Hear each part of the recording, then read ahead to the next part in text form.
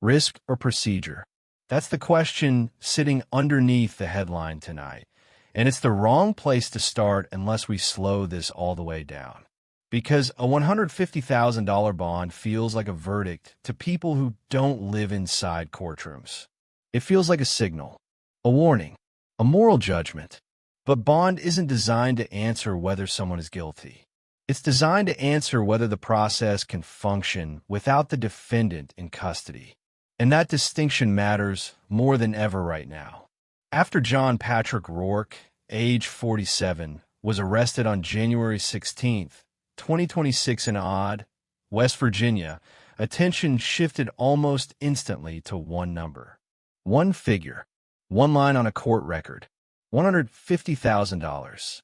Some people read that as proof the allegations must be overwhelming.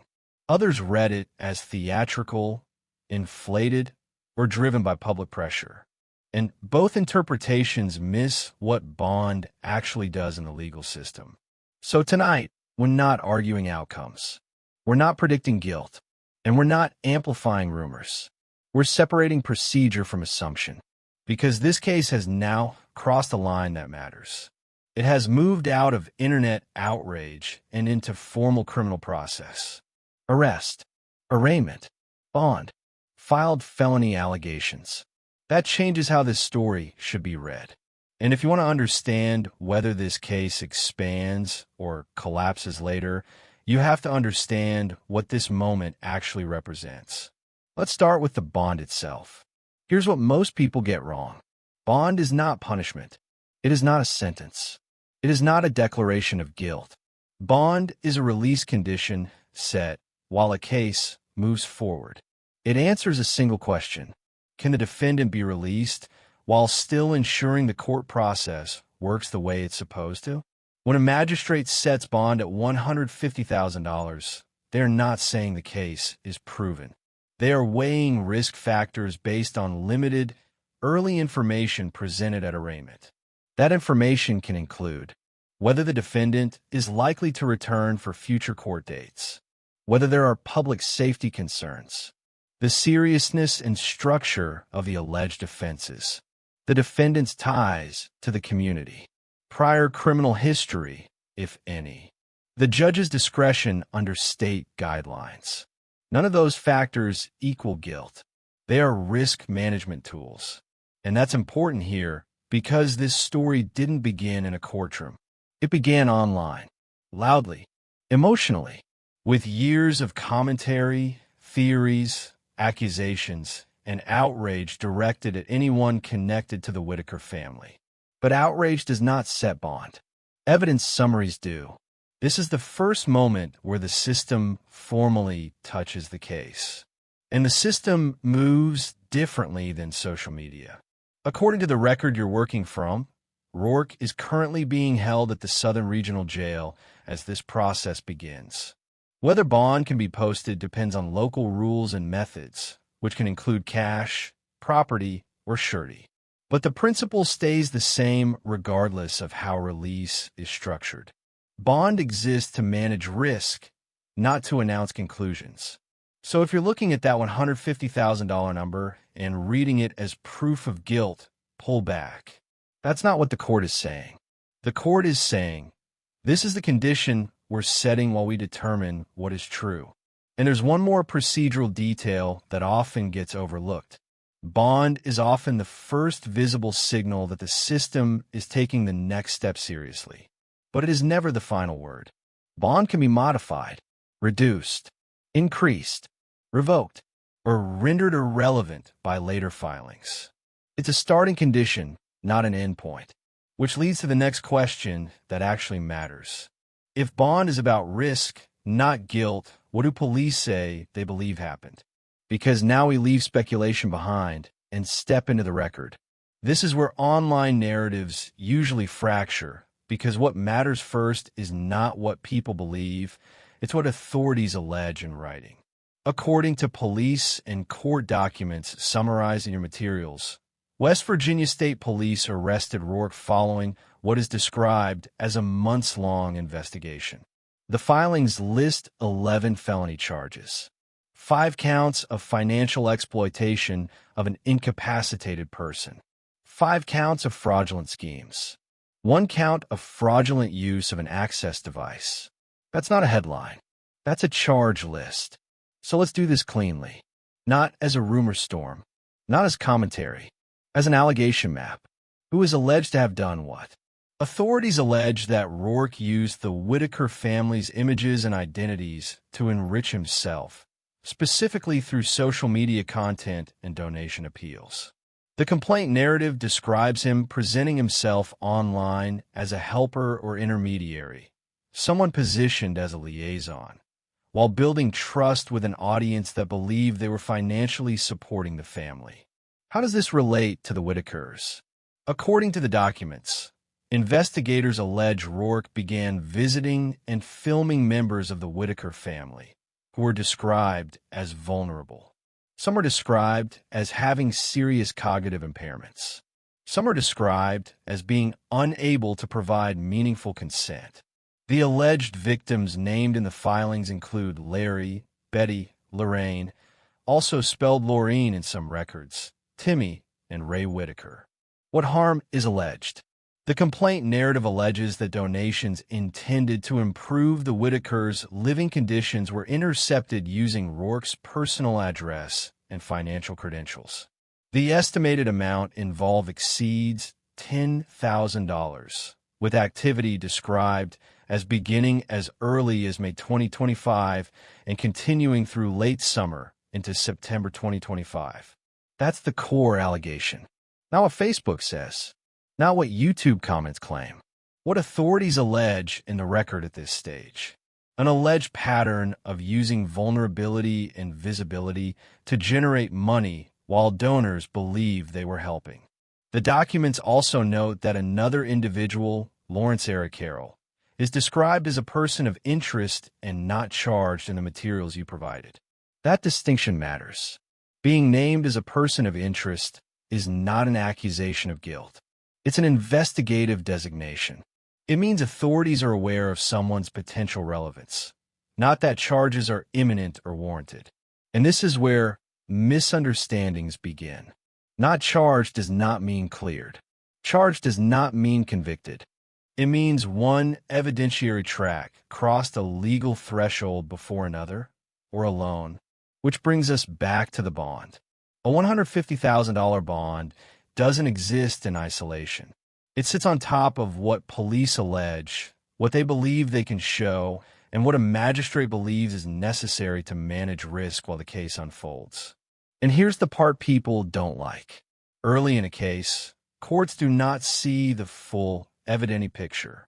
They see a summary, a probable cause narrative, a snapshot, not the full film. That's why bond decisions can change later. Because they are made before discovery, before contested hearings, before motions to suppress, before cross-examination. This moment matters not because it proves anything, but because it marks the transition from accusation to adjudication, from attention to process. And once a case enters that lane, the rules change. The next question isn't how angry people are. It's how strong the evidence actually is. And that's where we go next. Because most people imagine evidence as a single dramatic reveal, a screenshot, a confession, a smoking gun. Real cases don't work that way. They're built in layers. And every layer has to survive legal pressure. In Part 2, we'll break down what investigators actually have to prove category by category, and why this phase determines whether a case tightens or unravels. But before we get there, pause on this. Bond is not proof. Bond is not punishment. Bond is procedure. And procedure is where truth either holds or collapses. So here's the comment call, and keep it honest. One word only. Risk or procedure? Tell me why. Most people imagine evidence arriving all at once. One screenshot, one confession, one document that ends the argument. That's not how cases like this are built. They're built in layers. And every layer has to survive contact with defense attorneys, judges, and statutory definitions. Not public opinion. not outrage, not volume, which is why this stage matters more than the arrest itself. Because now the case isn't about what people believe happened. It's about what investigators can prove cleanly, legally, and in sequence. So let's slow this down and talk about what has to exist for charges like these to move forward. In a case involving alleged donation fraud and exploitation of incapacitated persons, investigators are not looking for vibes. They're looking for categories of proof that fit together without gaps. Start with the money. Financial cases live or die on traceability. Investigators need transaction histories that show where funds originated, how they moved, and where they landed. That means payment app records, bank statements, timestamps, routing data, and account ownership. It's not enough to show that money was donated. They have to show control. Who had access to the account? Who could withdraw funds? Who benefited?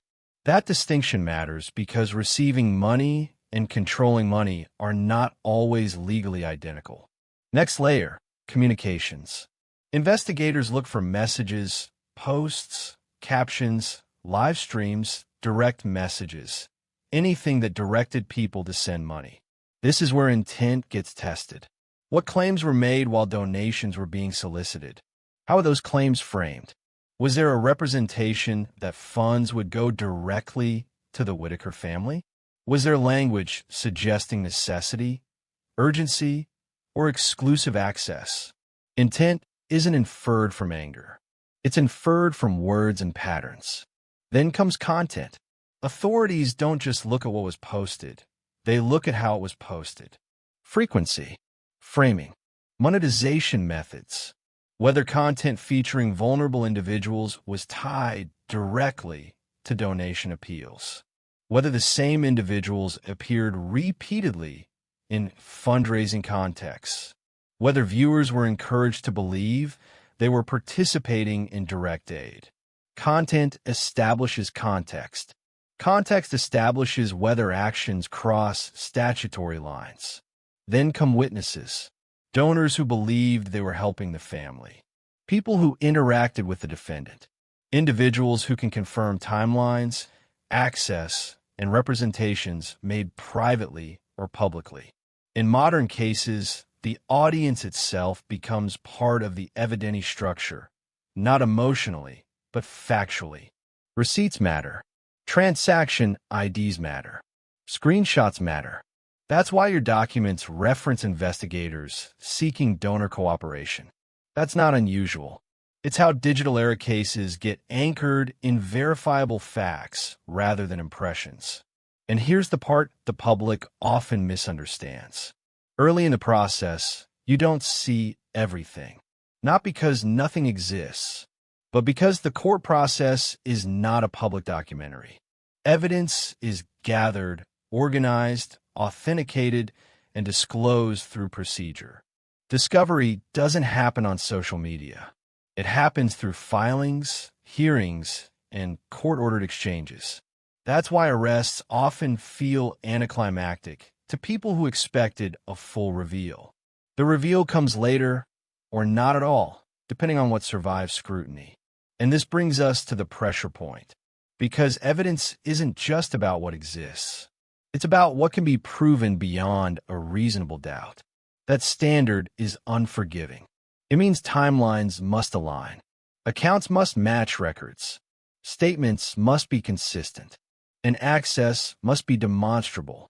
If even one critical link is weak, charges can narrow, or fail, or be reshaped entirely. Which is why the next procedural move matters more than the arrest itself. What do prosecutors do next? Do they refine the allegations into a tight, focused case built around the strongest provable elements? Or do they widen the scope because corroboration supports additional charges, additional actors, or additional time frames? That choice tells you whether a case is consolidating or expanding. And this is where expectations collide with reality. The internet often wants cases to grow. More names, more villains, more collapse. But prosecutors don't build cases for narrative satisfaction. They build them for survivability. Sometimes that means charging less than the public expects. Sometimes it means waiting longer than people want. Which brings us to the unresolved question sitting underneath this entire story. If evidence has layers, and not all layers are public, who else could be affected by where those layers lead? That's not speculation. That's structure. Because cases expand for legal reasons, not emotional ones. And that's where we go next. In Part 3, we'll break down how and why cases like this either widen or stay narrow, and what signals actually matter if you're trying to understand which direction this one is heading. Until then, remember this. Evidence isn't loud. It's durable, and durability is what decides outcomes. By the time a case reaches this stage, the public usually wants one thing. More names, more arrests, more confirmation that everything they suspected was right. But the legal system doesn't operate on narrative momentum. It operates on thresholds, and those thresholds determine whether a case expands outward or collapses inward. So, if you're watching this story and asking, is this going to get bigger?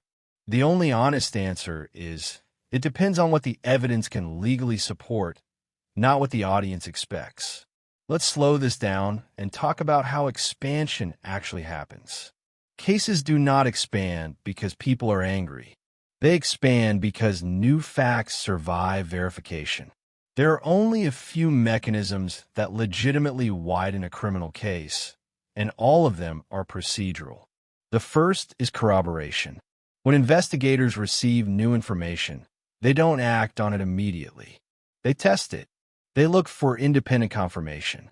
If multiple donors submit records that align, same payment handles, same time frames, same representations, that doesn't just add volume.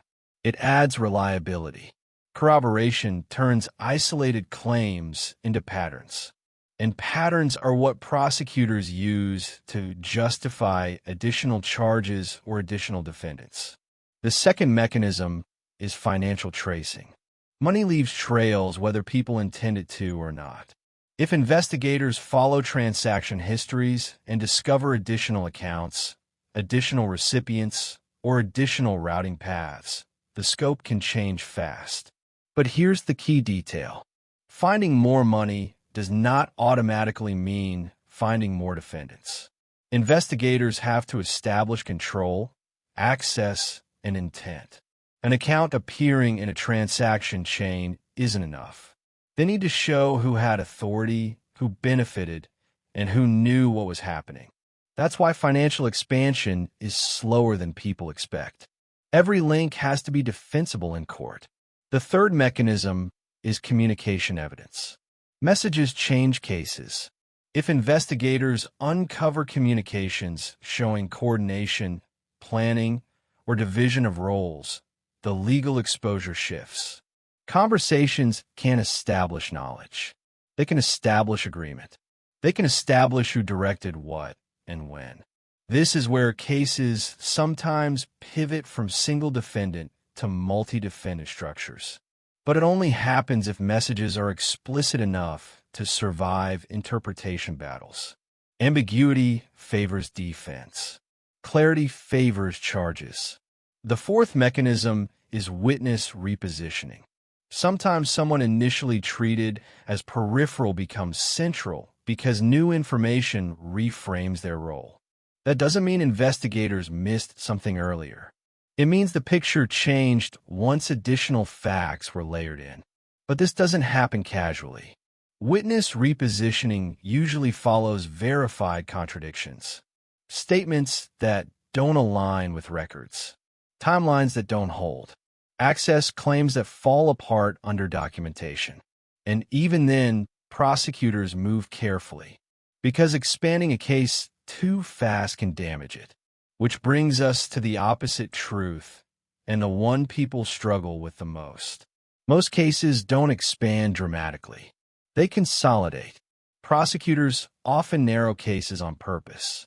They focus on the cleanest, strongest, most provable core.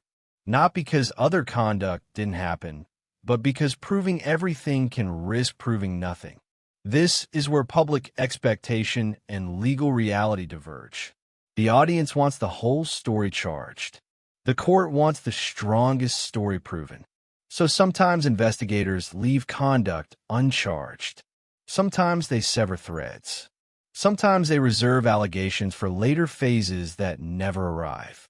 That's not failure. That's strategy. And it's why seeing only one arrest in a story with multiple names doesn't mean the system is broken. It often means the system is disciplined. Now, let's address the part people keep circling. The presence of a person of interest. That phrase carries weight online, but legally, it's neutral. It means investigators believe someone may have information relevant to the case. It does not mean they have probable cause. It does not mean charges are pending. And it certainly does not mean guilt has been established. Naming someone as a person of interest can serve multiple purposes. It can signal that investigators are still gathering information. It can encourage witnesses to come forward. It can clarify boundaries between charged conduct and ongoing inquiry. But it is not a promise of future action. And here's where people often misread silence. When authorities don't comment beyond what's in the record, it's not because nothing is happening. It's because commentary can contaminate cases. Statements can limit options. Premature accusations can create defenses. So restraint isn't absence. It's containment, which brings us back to the central fork in the road. At this stage, cases usually move in one of two directions. They either tighten, fewer claims, stronger proof, clearer roles, or they widen, more defendants, more counts, broader timelines. And the signal for which direction is coming isn't social media reaction. It's filings. If prosecutors file amended complaints, superseding charges, or additional warrants, that suggests expansion. If filings refine language, consolidate counts, or emphasize specific transactions, that suggests containment. And if nothing new appears for a while, that doesn't mean nothing is happening. It means preparation is underway, which leads to the uncomfortable truth. Sometimes the public expects a sweeping reckoning, and the legal system delivers something narrower, quieter, and more precise. That can feel unsatisfying, but it's often intentional, because the legal system isn't designed to validate suspicion. It's designed to test claims under rules that favor caution over spectacle. Now let's connect this back to the bond, because this is where the pieces intersect. Bond is often the first visible procedural move. Expansion or containment is determined by what follows. A high bond does not guarantee a big case. A narrow charge list does not guarantee a small one. What matters is how evidence holds up once it's challenged. And that challenge is coming. Defense attorneys don't argue online. They argue in motions. They test probable cause. They challenge intent. They question consent. They scrutinize access. Every allegation will be pressed. That pressure either fractures the case or hardens it. And that's why this moment matters. Not because it confirms anything, but because it initiates the process that decides everything. So if you're watching and wondering whether more names will appear, more arrests will follow, or more revelations are coming, the responsible answer is this. Watch the record. Watch what gets filed. Watch what gets amended. Watch what gets withdrawn. Ignore the noise. Because cases don't grow to satisfy curiosity.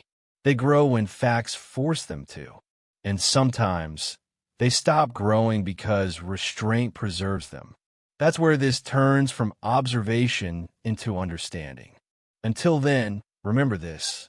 The size of a case is not a measure of its strength. Its survivability is. There's a moment in every criminal case where momentum stops being emotional and starts being procedural. This is that moment. Up to now, attention has been driven by outrage, speculation, and the sheer visibility of the story. But from here forward, The direction of the case is decided by filings, hearings, and evidentiary pressure. Quiet steps, technical steps, steps most people never see, but that determine everything. So if you want to understand whether this case grows or contracts, you have to know what to watch for now. Because expansion doesn't happen by accident, and collapse doesn't happen overnight. They both happen through signals. The first signal is how prosecutors frame the case when it moves beyond the initial complaint. The arrest affidavit and charging documents are starting points. They are built on probable cause, not proof beyond a reasonable doubt. That's a lower threshold, and everyone involved knows it. The next phase is where prosecutors show their hand. Do they file amended complaints that clarify language, tighten timelines, and specify transactions? That's usually a sign of consolidation, a move toward a leaner, more defensible case. Or do they file superseding charges, add counts, or expand the alleged time period? That's a sign of growth, but only if those additions are specific and supported, not vague. Vague expansion is a red flag. Precise expansion is a signal of confidence. The second signal is how the defense responds. Defense attorneys don't argue morality. They argue elements. They test whether each charge actually fits the statute. They challenge whether the alleged victims meet the legal definition of incapacitated under state law. They examine whether consent, even limited consent, was present.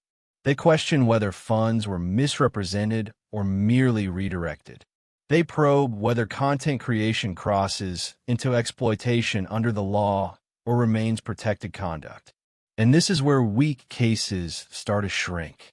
If defense motions expose gaps, unclear control of accounts, ambiguous representations, inconsistent timelines, prosecutors have two choices.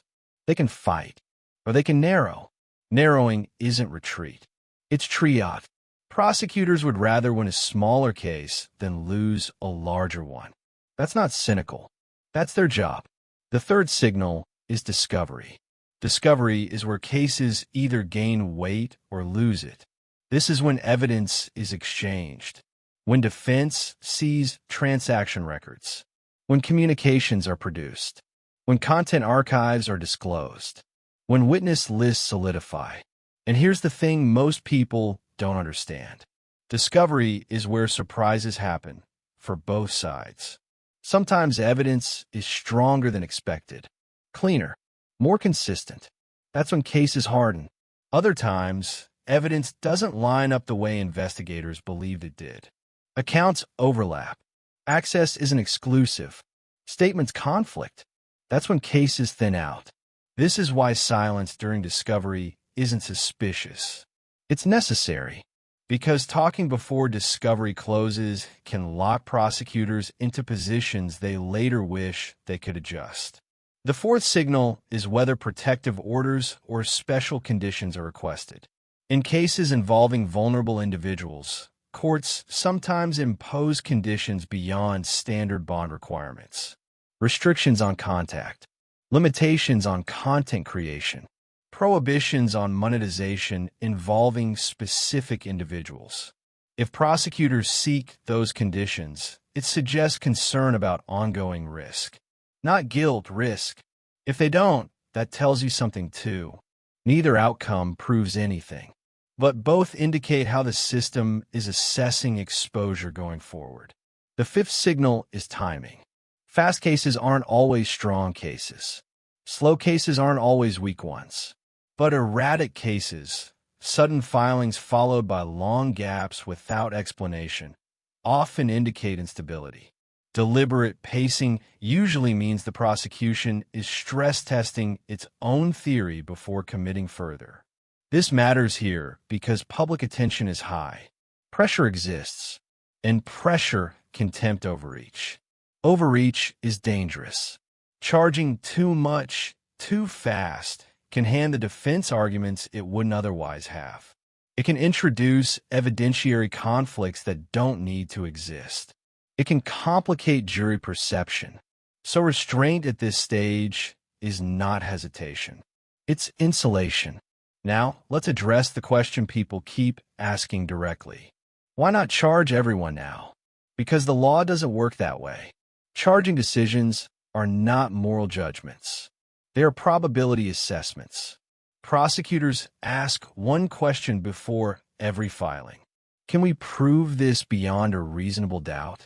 If the answer is anything less than yes, they wait. That doesn't mean other conduct is ignored. It means it's not ready. And sometimes it never becomes ready. That's the part people struggle to accept. The legal system does not exist to validate public suspicion. It exists to resolve provable claims, which brings us to the risk of collapse. Cases collapse when key elements can't be proven cleanly. If prosecutors can't establish exclusive control over funds, financial exploitation charges weaken. If intent can't be shown clearly through communications or representations, fraud counts narrow. If the legal definition of incapacity isn't met for specific individuals, those counts fall away. Collapse rarely looks dramatic. It looks incremental. Charges dismissed. Counts reduced. Language softened. To the public, it feels like something was taken away. To the system, it feels like precision. And here's the uncomfortable truth. A case that collapses is not always a false case. And a case that expands is not always a righteous one. Outcomes are determined by rules, not feelings. Which brings us to the most important part of this phase. Protection. Because regardless of how the legal case moves, the people at the center of this story are not abstract. They are human beings described in the record as profoundly vulnerable. Individuals with serious impairments. Individuals who have been treated, historically, as content rather than as people. The legal process has one obligation. The public has another. The system's obligation is to prove or disprove allegations fairly. The public's obligation is not to cause additional harm while that happens. That means not amplifying unverified fundraising links, not directing attention toward intermediaries without confirmation, not substituting certainty for caution. Empathy without verification can still be exploited, which is why this stage matters so much. From here forward, speculation doesn't help. Documentation does. If donors exist with records, receipts, transaction IDs, screenshots, those are not drama. Those are evidence, and they matter only when handled properly through official channels. And this is where we end part 4. At a fork, one path leads to expansion through corroboration, documentation, and procedural confidence. The other leads to containment through refinement, narrowing, and proof-focused restraint.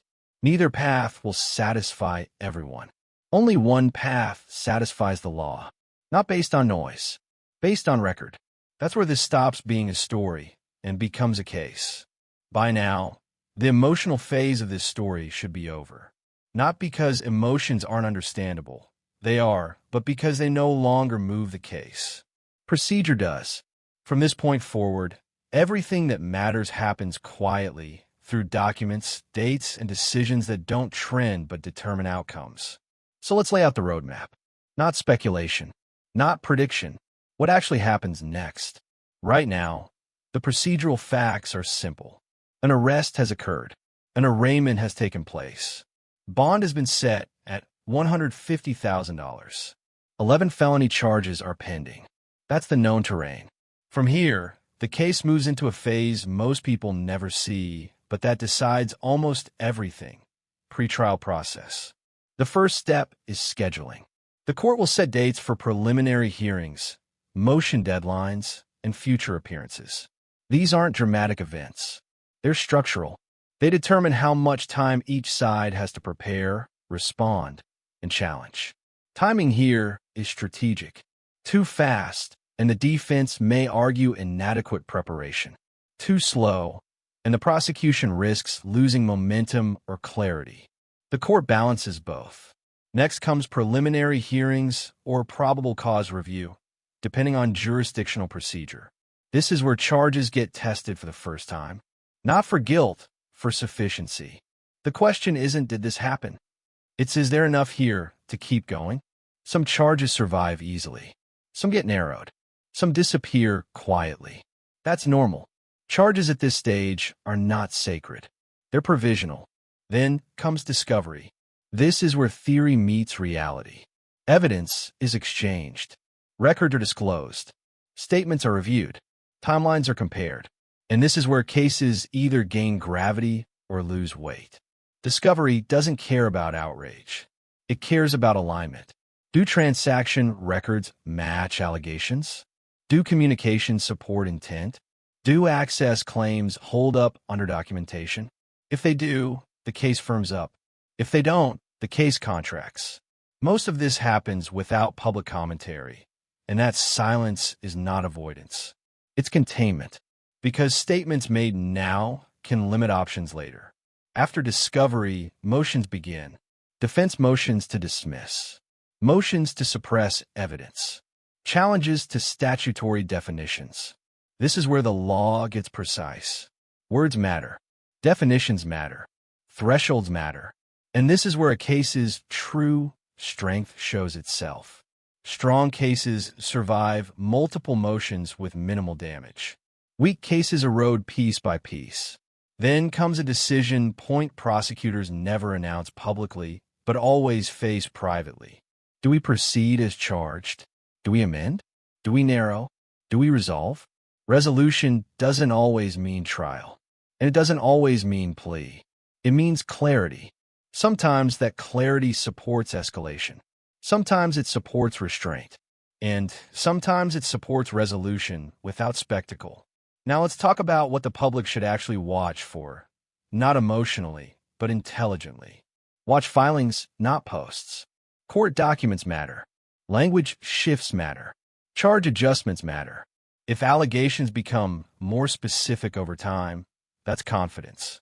If language becomes broader or vaguer, that's caution. Watch consistency. Do prosecutors repeat the same factual theory across filings? Or does it change as pressure increases? Consistency signals preparation. Inconsistency signals stress. Watch who speaks and who doesn't. If authorities stop naming individuals beyond the charged defendant, that's usually intentional. If new names appear in formal documents, that's meaningful. Silence is not protection. Speech in filings is commitment. And watch timing. If this case moves deliberately but steadily, it's being handled carefully. If it lurches forward and stalls repeatedly, something is being reevaluated. Now, there's one more responsibility that sits outside the courtroom: protecting the people at the center of this. The Whittaker family members described in the record are not symbols. They are individuals described as profoundly vulnerable, with serious impairments and long histories of exposure. Legal outcomes won't erase that vulnerability, which means the public still has a role, but a limited one. That role is caution. Don't send money through unverified channels. Don't amplify urgent calls that bypass documentation. Don't let empathy override verification. If you donated in the past and you have records, transaction IDs, receipts, screenshots, those are facts, not drama. They belong with investigators, not comment sections. And if you don't have records, pause. Waiting causes less harm than acting on uncertainty. This is how real harm is prevented while real cases unfold. Now let's answer the question underneath everything. What decides whether this case expands or collapses? Not belief, not volume, not pressure, proof. And proof is tested slowly, deliberately, and often out of sight. Sometimes that leads to broader accountability. Sometimes it leads to narrower conclusions. Neither outcome validates or invalidates public feeling. It validates the process. And that's where we end this series. Not with certainty, with structure. Because structure is what separates investigation from rumor, procedure from outrage, and justice from noise. So here's the final question, and this one actually matters. Now that you understand what bond means, what allegations are on record, how evidence is tested, and how cases expand or narrow. Do you think this case is heading toward expansion or containment? One word. Tell me why. Thank you for watching this video. Click here to watch another video that might interest you.